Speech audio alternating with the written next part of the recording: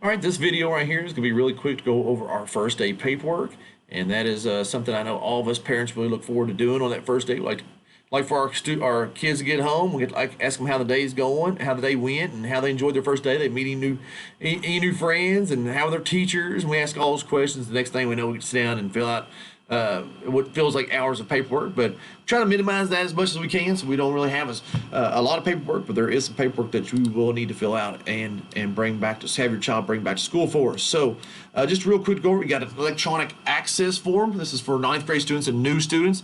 This form is required to be able to allow them to log in to the internet.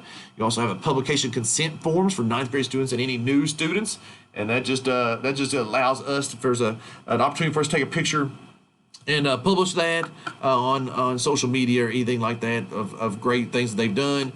We want to be able to recognize anything that they've done that's been extraordinary, so we'd like to put that out there, and that just gives us consent to do so. Student directory notification forms, that's for all students.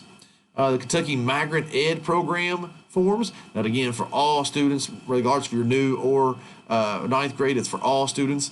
Medical services authorization form, all students must fill that one out. Health information sheet, it's going to be the pink sheet. You don't have to return that back to school. That's just for your own use. Medicaid benefits from forms, that's for all students to fill out and form and sign and bring in. Enroll online insurance, that's for all students. You don't have to return this to school though. Home language survey, it's the green sheet. All students must fill it out. The central office, we have to have that, so we need that returned as soon as you can. Letter from Miss Knuckle, our assistant superintendent. It's for all students. It's not to be returned. You have a student residency form. It's yellow. All students must turn that one in. We need that one as well as soon as possible.